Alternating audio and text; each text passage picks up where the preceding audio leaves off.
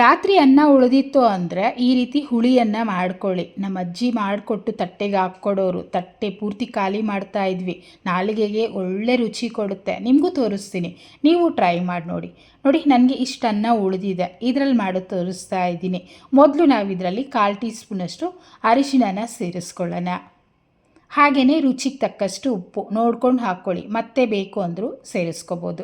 ಗೋಳಿ ಗಾತ್ರದಷ್ಟು ಹುಣಸೆ ಹುಳಿನ ನೆನೆಸಿಟ್ಕೊಂಡಿದ್ದೀನಿ. ಇದನ್ನು ರಸ ತೆಗೆದು ಸೇರಿಸ್ಕೊಳ್ಳೋಣ. ಗಟ್ಟಿಗೆ ರಸ ಹಾಕ್ಕೋಬೇಕು. ತೆಳುವಾಗ ಹಾಕ್ಕೊಂಡ್ರೆ ಅನ್ನ ತುಂಬ ಮೆತ್ತಗಾಗೋಗುತ್ತೆ. ಈ ರೀತಿ ಗಟ್ಟಿಗೆ ರಸನ ಹಿಂಡಿ ಸೇರಿಸ್ಕೊಂಡು ಕೈಯಲ್ಲಿ ಚೆನ್ನಾಗಿ ಮಿಕ್ಸ್ ಮಾಡ್ಕೋಬೇಕು. ಈ ಥರ ಮಿಕ್ಸ್ ಮಾಡಿ ನೀವು ರಾತ್ರಿ ಇಟ್ಬಿಟ್ರೆ ಅನ್ನ ಕೆಡೋದಿಲ್ಲ. ಬೇಸಿಗೆನಲ್ಲೂ ಅಷ್ಟೇ, ಹುಳಿ ಹಾಕಿರ್ತೀವಲ್ವ, ಅದರಿಂದ ಬೇಗ ಕೆಡೋಲ್ಲ, ಹಾಗೇ ಇರುತ್ತೆ. ಹಾಗೆ ನಾವು ಕಲಿಸ್ಬಿಟ್ಟು ಇಡೋದ್ರಿಂದ ರುಚಿನೂ ತುಂಬ ಚೆನ್ನಾಗಿರುತ್ತೆ. ನಾರ್ಮಲಾಗಿ ಒಗ್ಗರಣೆಗೆ ರೈಸನ್ನು ಹಾಕ್ತೀವಲ್ಲ, ಈ ರೀತಿ ಕಲಸಿಟ್ಬಿಟ್ಟು ನೋಡಿ, ತುಂಬ ಅಂದರೆ ತುಂಬ ಚೆನ್ನಾಗಿರುತ್ತೆ. ಇಡೀ ರಾತ್ರಿ ಹಾಗೆ ಬಿಟ್ಬಿಟ್ಟು ಬೆಳಗ್ಗೆ ತೋರಿಸ್ತಾ ಇದ್ದೀನಿ. ಚೆನ್ನಾಗಿ ಹೊಂದ್ಕೊಂಡಿದೆ ಅಲ್ವಾ? ಈಗ ಒಗ್ಗರಣೆ ಹಾಕ್ಕೊಳ್ಳೋಣ. ಕಡಾಯಲ್ಲಿ 3 ಸ್ಪೂನಷ್ಟು ಎಣ್ಣೆ ಹಾಕ್ಕೊಂಡು ಕಡಲೆ ಬೀಜ ಸೇರಿಸ್ಕೊಳ್ತಾ ಇದ್ದೀನಿ.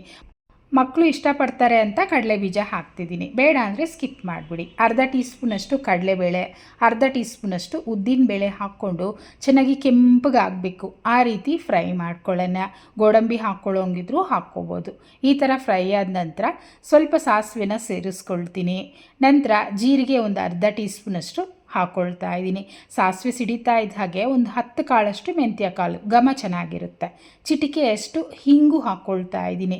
ನಂತರ ಇದರಲ್ಲೇ ಸಾಂಬಾರು ಈರುಳ್ಳಿನ ಸೇರಿಸ್ಕೊಳ್ತಿದ್ದೀನಿ.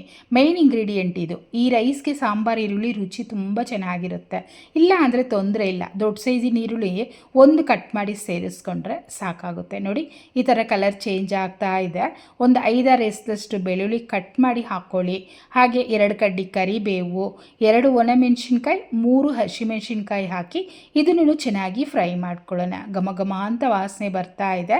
ಈ ಥರ ಫ್ರೈ ಆಗ್ತಾ ಇದ್ದ ಹಾಗೆಯೇ ಚಿಟಿಕೆಯಷ್ಟು ಉಪ್ಪು, ಚಿಟಿಕೆಯಷ್ಟು ಅರಿಶಿಣ, ಯಾಕೆಂದರೆ ಒಗ್ಗರಣೆಗೆ ಉಪ್ಪು ಬೇಕಲ್ವ, ಅದರಿಂದ ಸ್ವಲ್ಪ ಹಾಕ್ಕೊಳ್ತಾ ಇದ್ದೀನಿ. ಇದನ್ನು ಕಲಿಸ್ಬಿಟ್ಟು ನಾವು ರೈಸನ್ನು ಹಾಕ್ಕೋಬೇಕು. ಬಿಸಿ ಅನ್ನದಲ್ಲೂ ಮಾಡ್ಕೋಬೋದು, ಆದರೆ ಒಂದು ಅರ್ಧ ಗಂಟೆನಾದರೂ ಹುಳಿ ಹಾಕ್ಬಿಟ್ಟು ನೆನೆಸಿಟ್ಬಿಟ್ಟು ಮಾಡ್ಕೊಳ್ಳಿ. ಈಗ ಚೆನ್ನಾಗಿ ಮಿಕ್ಸ್ ಮಾಡ್ಕೊಳ್ಳೋಣ. ಸ್ಟವನ್ನು ಸಿಮ್ಮಲ್ಲಿಟ್ಬಿಟ್ಟು ನೀಟಾಗಿ ಮಿಕ್ಸ್ ಮಾಡ್ಕೊಳ್ಳಿ. ಸ್ವಲ್ಪ ಡಿಫ್ರೆಂಟ್ ಆಗಿದೆ ಅಲ್ವಾ? ಆದರೆ ಟೇಸ್ಟ್ ಅಂತೂ ತುಂಬ ಚೆನ್ನಾಗಿರುತ್ತೆ. ಕೊತ್ತಂಬರಿ ಸೊಪ್ಪು ಬೇಕು ಅಂದರೆ ಹಾಕ್ಕೊಳ್ಳಿ, ಇಲ್ಲ ಅಂದರೆ ತೊಂದರೆ ಇಲ್ಲ. ಕೊತ್ತಂಬರಿ ಸೊಪ್ಪನ್ನು ಹಾಕ್ಬಿಟ್ಟು ನಾನು ಮಿಕ್ಸ್ ಮಾಡ್ಕೊಳ್ತಾ ಇದ್ದೀನಿ. ಇದೇ ಮೆಥಡಲ್ಲೇ ನೀವು ಮಾಡಿಬಿಟ್ಟು ತಟ್ಟೆಗೆ ಹಾಕ್ಕೊಟ್ಟು ನೋಡಿ, ಇನ್ನೂ ಬೇಕು ಅಂತಾರೆ. ಅನ್ನನೇ ವೇಸ್ಟ್ ಆಗೋದಿಲ್ಲ, ರುಚಿಯಾಗೂ ಇರುತ್ತೆ, ಬೆಳಗ್ಗೆ ಬ್ರೇಕ್ಫಾಸ್ಟ್ಗೂ ಆಗುತ್ತೆ.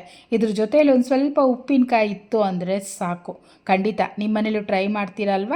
ಹಾಗಿದ್ರೆ ಹೇಗೆ ಬಂತು ಕಮೆಂಟ್ ಮಾಡಿ, ಲೈಕ್ ಮಾಡಿ, ಶೇರ್ ಮಾಡಿ, ನಂತರ ಚಾನಲ್ನ ಸಬ್ಸ್ಕ್ರೈಬ್ ಮಾಡ್ಕೊಳ್ಳಿ. Thank you.